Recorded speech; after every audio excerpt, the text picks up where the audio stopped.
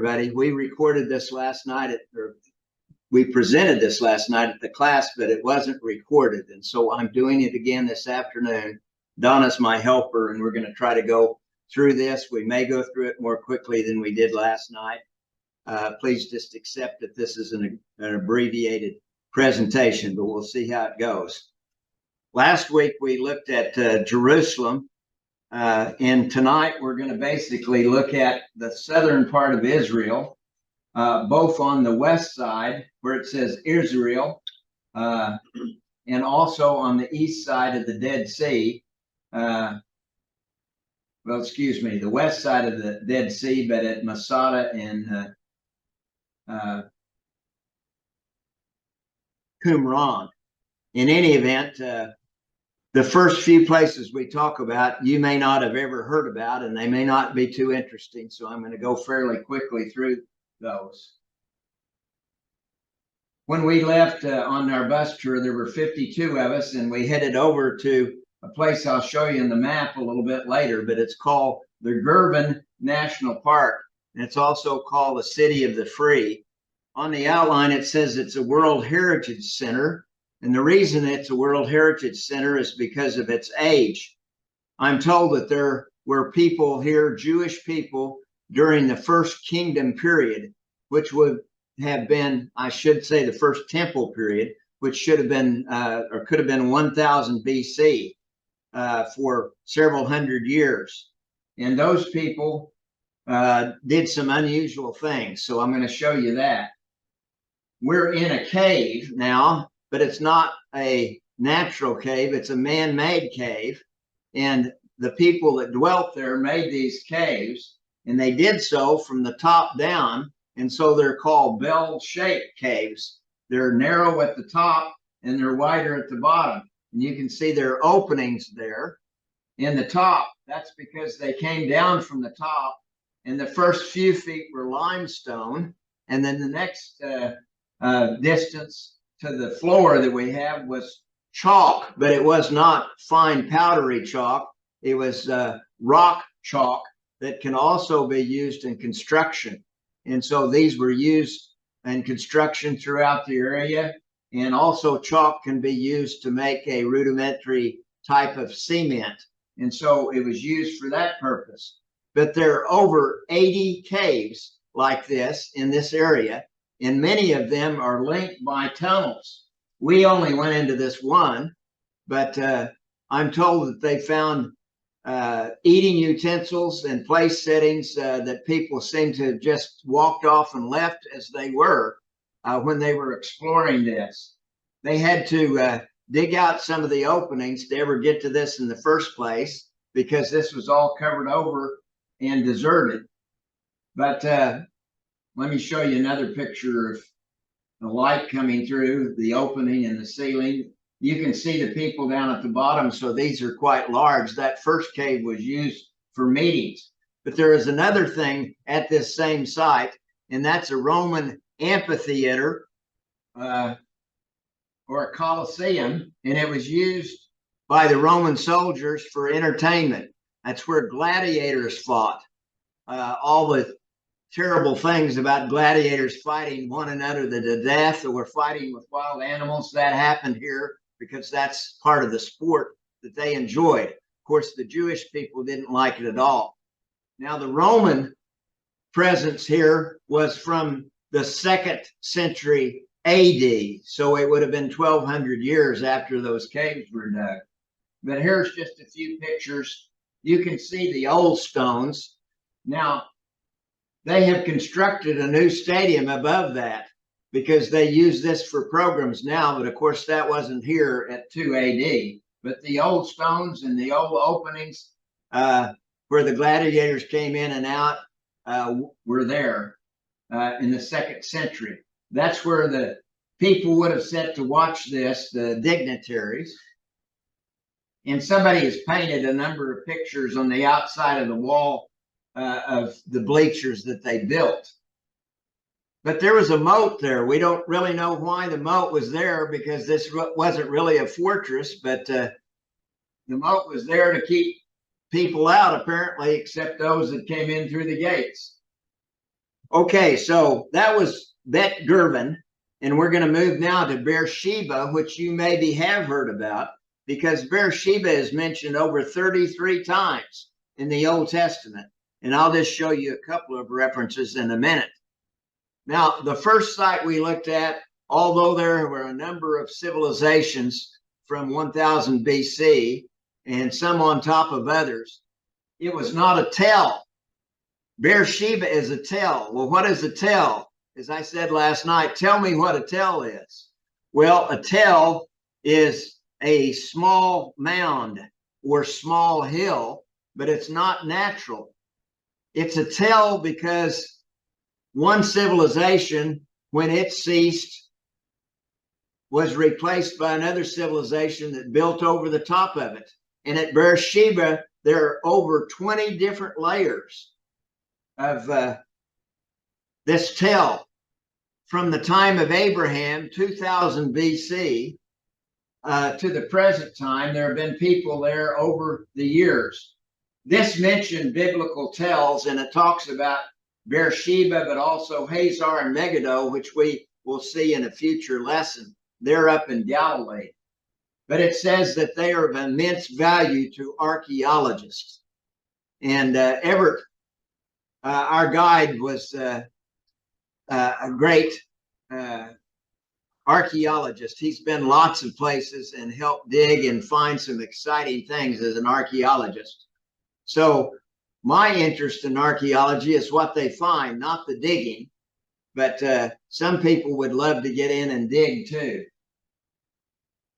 So Beersheba is down to the south. If you'll look over there on the right-hand side of the map to the lower part of the Dead Sea, you see just above the Dead Sea on the left is Jerusalem, and then Beersheba is down in the south. And it's really the last civilization before the Negev, which is the desert part of Israel. And you can see that and the Sinai Desert, that's all pretty desolate. But Beersheba, as I said, was mentioned a couple of times in Genesis 21. It's talking about Abraham, and it says he called the place Beersheba. I should have put verse 30 in, the previous verse in there, because it refers to a well that he dug, and he wanted people to acknowledge that he was responsible for the well, but he called it Beersheba because of the well. And then in Genesis 22, the next chapter over, it said he returned to his young men, and they got up and went together to Beersheba, and Abraham lived in Beersheba. So after he went to Egypt, this was the place that he lived for a while, although he's lived other places as well. But this was 2000 BC. So there is a picture of the ruins, and that was kind of the center of the ruins, I guess, but I'm not really sure what was up on there. You can just go there to see the sites. So, for instance, from that location, you can just see all the ruins. And there are houses, and there are different businesses and buildings. And it's right next to the city of Beersheba, which is a very modern city that we'll see something about in just a minute. But there is the well that Abraham dug, and it's still there, and you can still get water out of it. So it's a pretty amazing thing that that well has been there for the last 4,000 years. Also, this is inside their waterworks. Because there was water in that well, there was also water that they could get down to for the city, and they had a very extensive water system. And so we were able to go inside, see a number of the cisterns and the conduits that brought water to the city. Pretty sophisticated for the time that it was built. And so there's the modern city. I told them last night when I gave this presentation that our bus pulled up, and we couldn't believe we were going to eat at McDonald's. But there were also two other buses there, and they were able to handle lots and lots of people. They had a number of computer screens just like we use. And so we went in and got our hamburgers and French fries. Now, we did not get cheeseburgers because they don't serve cheese with meat. You can have cheese in the morning. When morning breakfast, you don't have meat in Israel because it's not kosher. But They do serve hamburgers there and French fries, and they tasted just fine. And we were served very well there. But it was a modern city. Okay, we're going to move on. Now we're back in the countryside, and I'll show you where we are on the map here in a moment. But if you have a copy of the outline, we're at a place called Arid, A-R-A-D. And as I said last night, it's very arid, A-R-R-I-D, arid. And you can see the remains of an old fort there. Well, it wasn't the fort that was so interesting. It was what was inside the fort. And I'm going to move on and show you that. So there's another picture of the fort. And just to prove that it was us that was there, well, there's Donna. In any event, you don't have to read what I put up there because I didn't even get all of it on the screen, but it talks about the fortress from the time of the kingdom of Judah, which would have been early on, about 2000 BC. And then it talks about the temple, and that's what's amazing. There was what people believe, archaeologists believe, was a temple.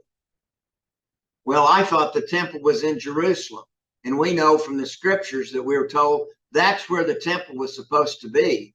And all Jews were to come to Jerusalem to worship, not in a temple somewhere else. And even more than that, inside that temple, you can see that there's an altar where sacrifices were made. And that talks about the altar and how it was exactly the same size as other altars at the top. And the whole temple was oriented to the east, just like the temple in Jerusalem. But that was unacceptable to God, in my opinion. And so there is an actual picture of what was the location that I just showed you. And the Holy of Holies would have been through that opening in the back. But why did they need all that? They certainly didn't have the Ark of the Covenant. And so we read in the scriptures in 2 Kings 18 that Hezekiah, down the third to the last line, Hezekiah came through and tried to deal with all the things that people had done that were wrong. And so he broke up the bronze serpent, it says in the third line up the top, that Moses had made because the people were worshiping it and burning incense to it. And he also brought down the high places and smashed the memorial stones. The stone on the altar was a big slab of granite, and he probably broke that apart. It doesn't specifically say that he did this at Arid, but most scholars believe that he did break up this temple in Arid because he said, "You shall worship before the altar in Jerusalem." And so Hezekiah tried to do as God would have him, and that temple ceased to be used. Okay, now we're moving on to another place, and you notice up on the left-hand corner, right-hand corner, the top, it says Tel Lashish. So that's another tel with a number of layers. And Lashish was a very strategic location, and it's mentioned several times in the Bible. We're not going to take the time to look at all of those. But there's a picture of kind of how it looks. It's on a hill, and it was a fort, and you can see that it was a very fortified fort, if you will. That's the fort up at the top, the ruins. That's a man-made tourist pathway that's been built sometime recently. And then to the left of that, you see some figures. That's to depict that that was the gate to the city. And it was a small gate. They didn't want people riding horses or fighting battles through that doorway, so it was small. And you're going to see that there's a picture that shows that doorway entering the city. And you see the city also had two walls. There was a moat between the two walls also. So it was a very fortified city. And it was able to withstand attacks a number of times. There are a couple of scriptures. First of all, one of the attacks that it was unable to withstand was Joshua. And so when you read in the book of Joshua about all the conquest of the Canaanite people, there were 5 kings that got together, and one of them was the king of Lachish. But their armies went out to meet Joshua's army, and they were defeated. And then the men fled and hid in a cave, and they were found, the 5 kings, and executed by Joshua. And so Joshua took the city by conquering the army elsewhere. But in Jeremiah 34, it says that when the king of Babylon was fighting against Jerusalem, there were 2 cities that were not conquered, and that was Lachish and Azekah, and they alone remain. So there's a lot to say about that, but I'll just summarize it. When the Assyrians came in and conquered the northern kingdom, they also fought against Judah, the southern kingdom, and they did conquer Lachish and took it over for a short time. But they lost almost their whole army there, and basically after that, they left the area. Of course, the northern kingdom, the tribes were carried away and they never came back. Judah existed until it was conquered by Babylon. They were carried into captivity, but later on, Cyrus allowed them to come back through God's providence and rebuild the temple. And so in Nehemiah, we hear about rebuilding the temple. That's the second temple. And that happened, but they never conquered Lachish. It stood as a strong fortification. Now, I told you that we were going to see some maps, and I have another one in a minute, but the map that I'm showing you now is to show you where the West Bank is. Some of us don't really know what the West Bank is, although you've heard it in the news, I'm sure. That's the yellow area, and the West Bank is basically the area that nations of the world have convinced Israel they need to have a place for the Palestinians to live. And so they can live in the West Bank. But there are walls around the West Bank, all the way around, and people can't move freely. They have to go through checkpoints. And so Donna took lots of pictures out the window of the bus as we were driving along. That's a portion of the wall around the West Bank, and it's 15 to 20 feet high. It has barbed wire on top of it, and there are only certain places you can go through, the gates, and they're manned gates. You can see a little more of it there. Reminds you maybe of a wall you've seen in Texas or somewhere else. There's another picture, and you can see that there are people on the other side in homes, in villages like that. There's another portion of the wall. But that's the West Bank, and it completely surrounds lots of areas like Bethlehem. When we went to Bethlehem, which will be, well, we did that last week, we had to go through a checkpoint to get there. They like tourists, so we got through no problem. Here's the other map that I wanted to show you, and I'm not sure that you will be able to see the red dot, but we left Jerusalem that day on the bus, 52 of us, and we went down to Bet Gurban, and then we went down to Arad, which is there near the bottom of the Dead Sea, and then we went over to Beersheba, which is really the southernmost city even now, and then we went back up to Lachish, and then we went to the Valley of Elah. Well, the Valley of Elah is mentioned in the scriptures, but maybe we're not very familiar with that. What is it famous for? Well, there's a picture of the Valley of Elah. We're going to see that it goes off to the right. There's another hill just like this over on the other side. The army of Saul was located on this hill, and on the other side was the Philistine army. And they were getting ready to do battle, and they were all in their armor and ready to fight. But of course, what happened is Goliath came out, a 9-foot giant, and said, what I would propose is that you send out one man to fight me. If he wins, we'll be your slaves. If I win, you'll be our slaves. And of course, nobody wanted to do that. But a young man named David happened to be bringing food to his 3 brothers, and he heard this, and he said, why isn't anybody taking this on and fighting Goliath?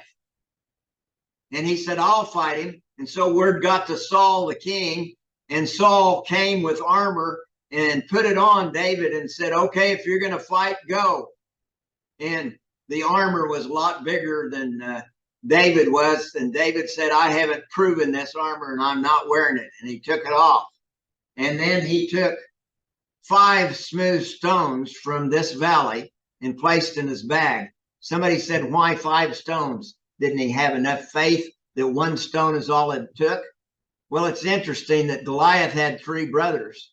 And there was also an armor bearer that bore the shield of Saul and went before him. And so you know the story. David with his slingshot, which was a long thing of cloth that had 2 ends that you hold, and you put the rock in the middle. You swing it around your head and then let go of one of the ends, and the rock flies. And if you're good, it flies where you point it with a great deal of force. Because what happened is David, with that 1 stone, struck Goliath in the forehead. Now, Goliath was wearing armor that weighed over 150 pounds. He had a spear that had a huge mass, and that head of that spear weighed over 10 pounds. And he had a big shield that was carried by an armor bearer, and he had a helmet. Well, I guess the helmet didn't cover his forehead, because what happened is the stone sunk into his forehead. I thought maybe it just knocked him out, but the scripture specifically says it killed him. And then David went to him, took the sword of Goliath and cut Goliath's head off and gave it to Saul.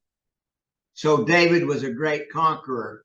And after that, Saul rewarded him monetarily and also had him marry one of his daughters.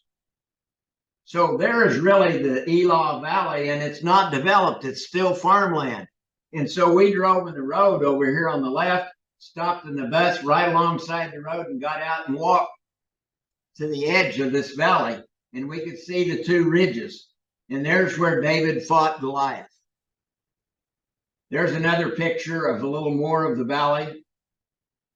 As we're standing out there, we're over on the left side of the valley, and there's a bigger picture of the valley as it has crops growing there.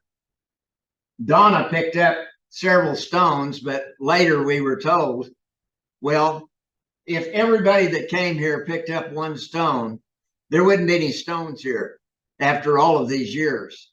And so they bring in gravel and dump it. And so what you're really picking up is the gravel that they brought in, not the stones that were there originally. Okay, on the outline, after we leave the Valley of Elah, we're going to look at Bedouin homes. Maybe you know something about Bedouins, but Bedouins are desert people. They exist both in Africa and in this part of Asia.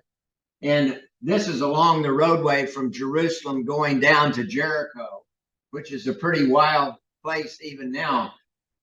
At one time, Bedouins basically lived individually, and there was space between where they lived and the next person lived. Could be a mile or more. But they've started living in groups now, mainly for protection, but they're becoming more socially oriented as well, I'm told. Some of the houses are fairly substantial, some aren't very much. You can see some modern equipment there in the middle of the photograph. There's another picture. There's a car in the garage right there. Here's another picture. There's tractor, there's a sheep, there's some kind of watering trailer as well. But you can see that the land is pretty wild there. And can you imagine having to graze sheep on those hills? Somebody last night said, I don't see any grass. Well, it's there, but they have to seek it out. And there's another picture. Sometimes what they live in is not much more than a lean-to or tents. And sometimes the tents are for the animals, but there are other kinds of animals other than sheep and goats as well. They have cattle and horses. This is a picture of the roadway from Jerusalem to Jericho. It's a modern roadway now. It's paved, but at the time it was not paved, of course. and it was nothing more than a trail, and it was called the Way of Blood. And the reason is that it was dangerous to go down this road, and normally people did not go on this road by themselves. They went in groups. Well, you know the story of a man that went on this road and was fallen upon by robbers who beat him up and left him for dead and took his belongings. And Jesus told a story about that, which you're all pretty familiar with. Don had a sermon about that not long ago. And I ended up preaching it because Don was ill that day. But look at, that's a part of the old road, not the new road. And that's from the road we were on. And here's another part. You can see over to the left, there's some people there.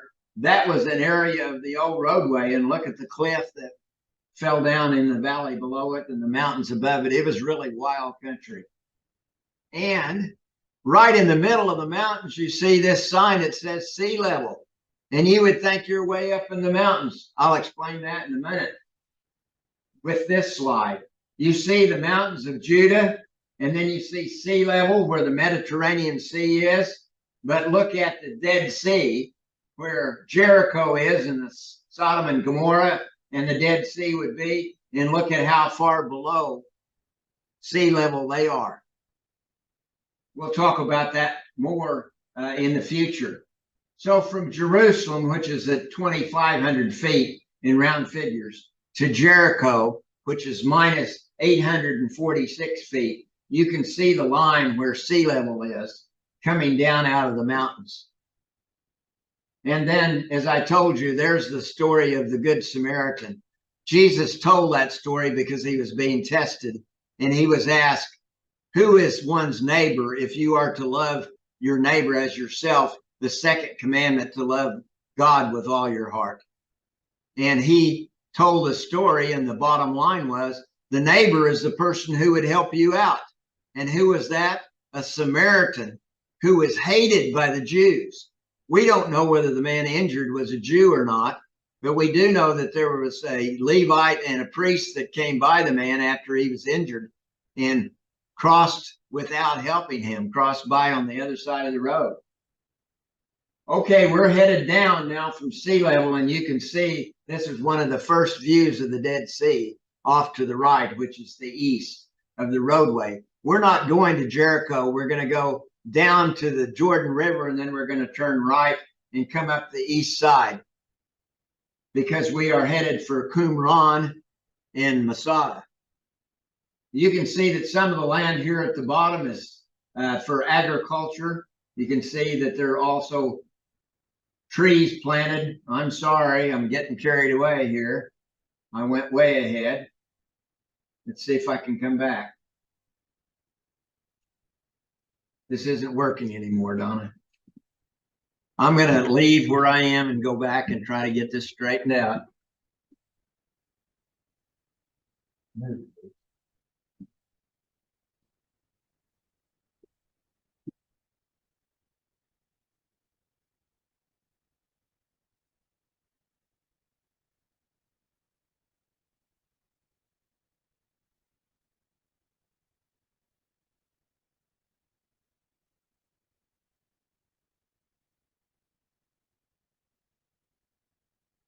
Okay, I'm sorry that I had to go adjust the computer, and for some reason, I guess my finger went to sleep on the switch, but there's a lot of the trees that are down planted in this area too, and orchards. Okay, that's a picture on our bus looking over at the Dead Sea. We were on the right side of the bus. Donna takes pictures out the window, but to get the Dead Sea, we were on the wrong side. So along the east of us, or I should say to the west of us, along the east side of the mountains of Jerusalem, you can see that that's pretty steep, several thousand feet. And there are caves and interesting things along the way. But there's Masada, and you may have heard of Masada before, and it's the mountain in the center of the picture, and you can see some buildings on the top. And we're headed that way. Actually, when we took that picture, I didn't know that was Masada yet. But there's the sign, and we turned in, And we could see that that's where we were headed. And as we get a little closer, you see that there is a cable car. And so that's an interesting way to get there. Everett told us that when he was a young man, a teenager, and his parents were missionaries in Israel, they didn't have that. And so that was in the 50s. And you had to walk up what was called the Serpentine Trail. And you can see part of it down at the bottom of the picture. And it took forever to get to the top of Masada, and brave people went up there. But it's much easier now that there's a cable car. Okay, so there we are headed up. Don't know why I can't keep it on there. I guess because I did this relief thing, which was down at the bottom, and that just shows how the mountain is shaped and where some of the buildings are now. There were lots of other buildings there that had been wiped out. But you can see it was pretty inaccessible. Masada was built by King Herod, Herod the Great, who died in 1 BC. He's the man that tried to have Jesus killed as a baby. But he was a great builder. And we saw last week where he was originally buried at Herodium. And that was a master build as well. And in the future, we'll see Caesarea out on the water, where he built a whole deep water harbor by bringing in huge blocks. But he built this by having people carry the materials up the Serpentine Trail. And so there we are on our way up on the cable car, and there we are looking back down at another cable car from where we've come. And when you get to the top, you can see for miles. And so you see down to the Dead Sea. Well, this picture certainly illustrates that the Dead Sea is receding. It's receded several feet just in the last 10 years. And it's in trouble. We'll see later there's a sign that says it's dying. But there are a number of the buildings, the ruins. They don't have the roofs, but you can still see the shape of buildings. It was a very sophisticated place. That's people coming out of an area which was a bathing hall that actually had heated floors in it. They pumped air underneath the floors to heat them. So they had lots of luxuries. Well, that's looking down, and you can really see how the waters have receded. There's a picture of the way it looked long ago. And here's a relief when we got up to the top that shows Herod's 3 palaces were on the south side of this, and his main palace was the bottom one, but all 3 of them were part of the overall palace. And he also had another palace further up in the flat area. We could have walked down there, but it was a long walk, and I wasn't going to climb all those stairs. So that's just a picture looking down from the edge. And you can see where I was up there at the very top, looking down at the 3 levels of Masada. But it's amazing that it could all have been built. And there is a walkway there, but that walkway comes from the top. It does not come from the bottom. There was no access from the bottom there.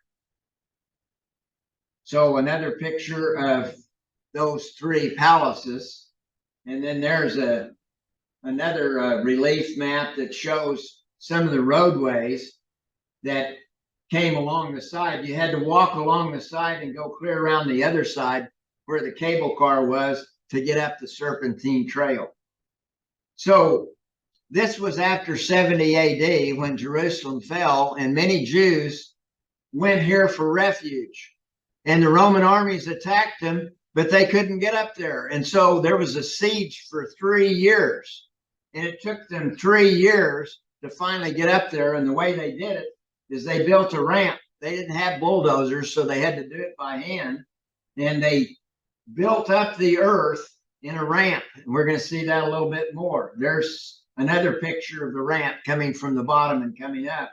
And this shows what they did. They then rolled this tower up the ramp and were able to attack the walls. And ultimately, the Jews inside knew that their time was coming and that the next day they were going to be overrun. And so tradition says that they held a meeting and they decided they were all going to commit suicide rather than be taken by the Roman army. They left one lady, one person, to tell what had happened. All the other men, women, and children committed suicide. That's what tradition says. And when the Roman army got there, rather than feeling they were victorious, they marveled at the bravery of these people for holding out for 3 years. But they had enough stores up there to keep them for 3 years. And Herod had built water cisterns that held over 1.5 million cubic feet of water. And so they had enough water for 3 years in store. Pretty amazing. There's another picture of the ramp as it exists today. And the breaching point, it tells a little bit about how they used fiery arrows and so forth, and how it was hopeless, and how Josephus Flavius talked about this suicide pact that happened. There we are headed down now, and there's one last picture of the Masada national map. Now we're moving back to the north to Qumran. And you may have thought I misspelled it on the sheet, but that's the way it's spelled in whatever language. That's either Israeli or Arab, I don't know, but it has it with an E in it. Although in just a minute, we're going to see there's Qumran, and it doesn't have the E in it. There are lots of names like that that had different letters or different spellings or different pronunciations. But at the museum there at Qumran, they show you a picture of what it looked like in a cave when a 17-year-old young man found all these pottery jars, and inside were scrolls. Those were the Dead Sea Scrolls, and they were found first in 1946, and others were found all the way through 1952. There's another picture that's reconstructed from pictures that were taken when these were found. But the scrolls were written by the Essenes who lived there, and their job was to be scribes. And they were about 1000 BC, 1,000 years before Christ. And then when Rome was attacking Jerusalem, most of them fled in the 1st century BC. But they didn't have printing presses, so the only way they could make new manuscripts is to copy from other manuscripts. And so people make mistakes, but they had editors that looked at what they did and corrected their mistakes. And one of the amazing things of the Dead Sea Scrolls is that they found every book in the Old Testament of the Dead Sea Scrolls, except, I was going to say Ruth again, but I said that last night. My wife corrected me. It was not Ruth. It was Esther. The book of Esther is not there, but everything else is. And one book, they found the whole scroll, and that was Isaiah. And when they compared it, 1000 BC, to the earliest manuscript they had before that, about 300 AD, or about 1300 years, it was an exact copy. And so it hadn't changed in 1300 years. There's some of the topography there. That cave is supposedly the cave where those first scrolls were found, although there were scrolls in other caves as well. And there we are looking at the Dead Sea from Qumran. You can see that it's lower, and there's some mountains sticking up from the middle of the Dead Sea now, apparently. And you can see the land that used to be covered, and look at those sinkholes. Somebody asked me about those, and I did some research.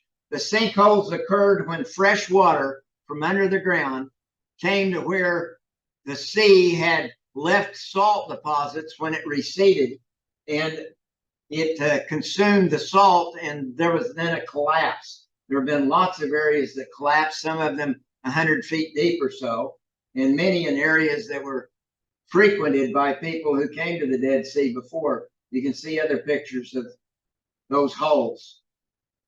Well, we went down to the Dead Sea. They told us we could go in and go swimming, but we only had 25 minutes to get down there in our bathing suits, to get in for just a few minutes, to get out and get dried off because we'd smell otherwise, and get back to the bus. Don and I decided we didn't want to do that in 25 minutes.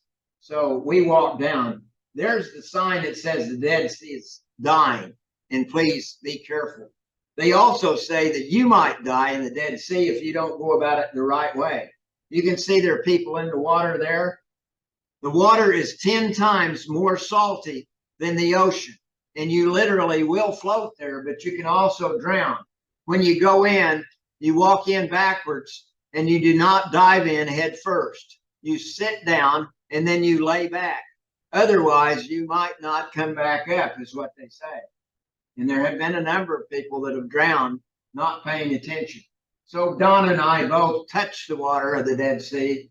Some of our group went in, and by the way, they didn't get out get dressed in the 25 minutes. It took us extra long.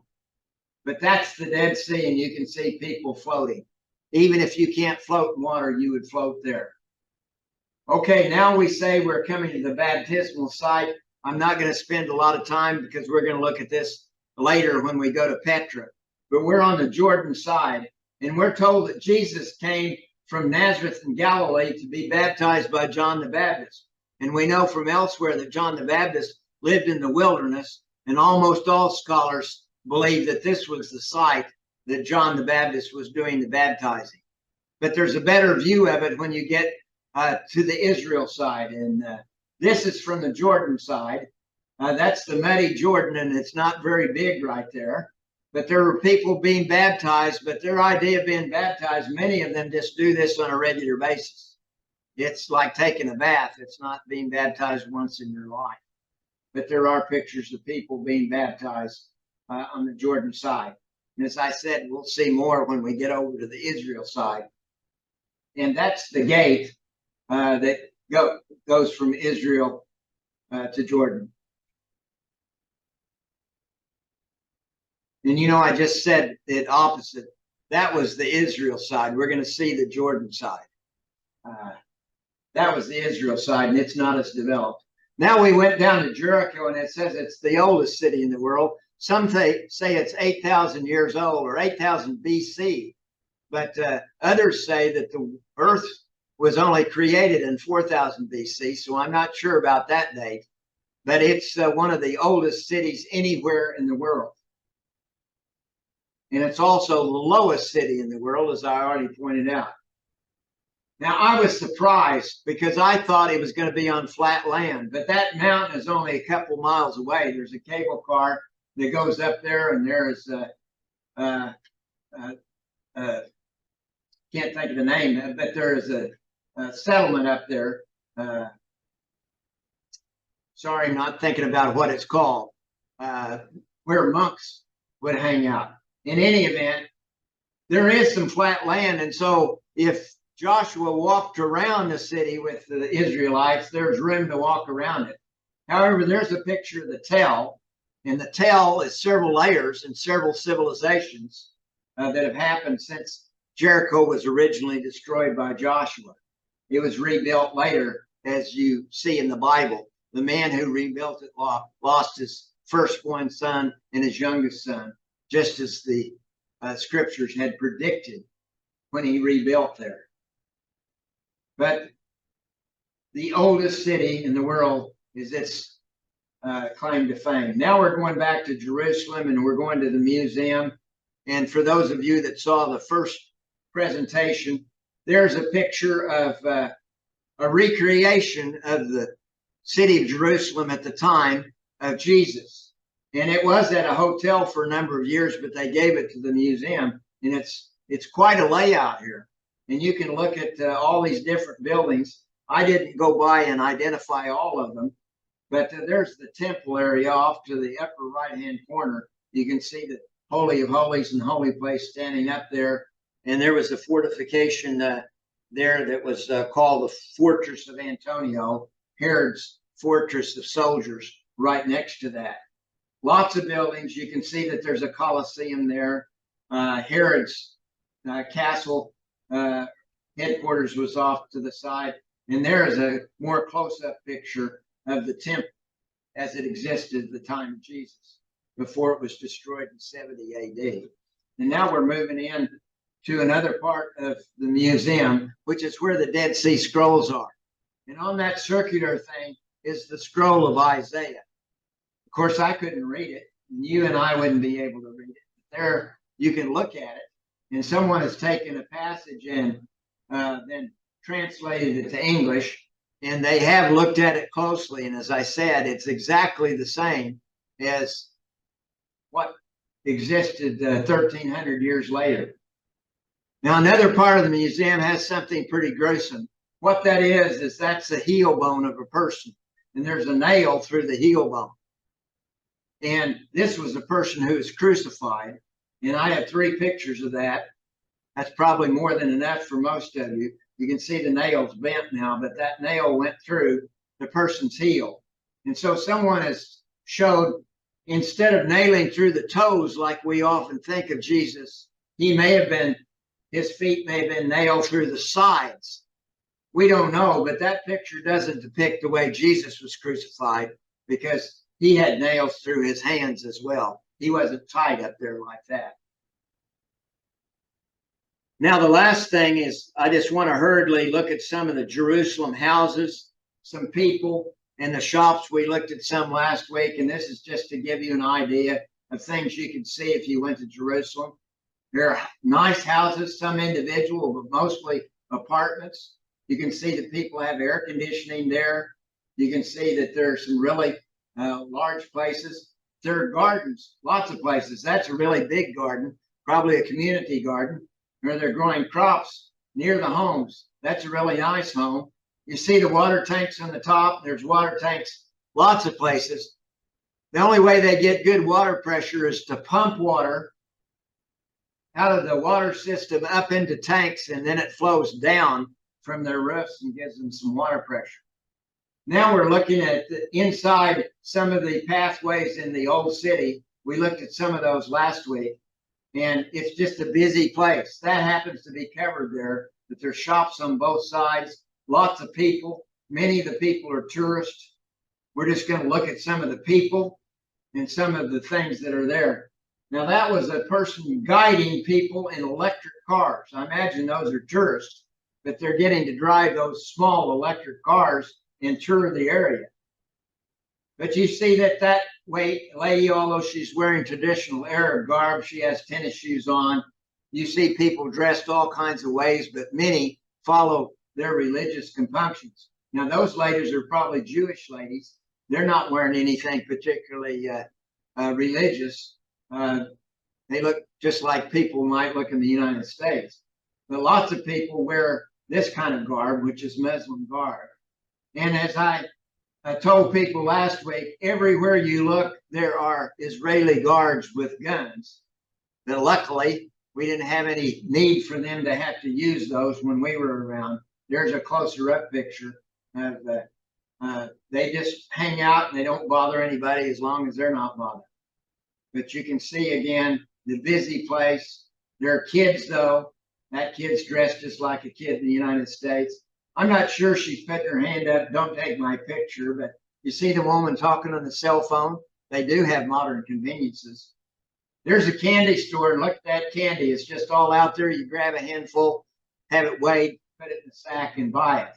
I didn't buy any like that, but lots of people do. That man is wearing one of the beanies that Jewish people often wear. It has some religious significance, but he's not one of the people that wears the big black hat and all black like other people. But even wearing traditional Arab garb, they still have strollers and the kids riding them. There's meat. It's not being cool, so you have to buy the meat and get it home and eat it or cool it before it dries out. There's all kinds of shops. That has chess sets and so forth. That young man's probably the owner's son. There they are selling lots of different kinds of nuts and apricots and bananas and all kinds of things. You can find almost anything to eat in these stores. They have clothing stores as well, though. Other pictures of several stories, people living above their shops, but people everywhere. But people are people, and as I said before, God loves all people, and he wants us to reach out to them with the gospel.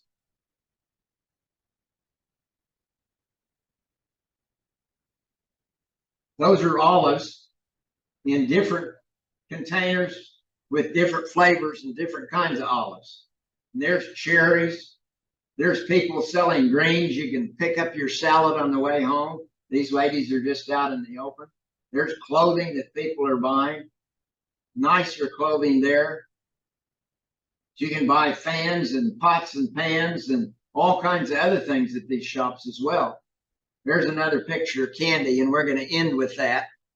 I hope if you didn't get to see this on Zoom or hear it last night in person, that I've covered most of what I said before, but I appreciate very much anybody that's been able to watch it now, and we're recording it, so we'll get it on YouTube.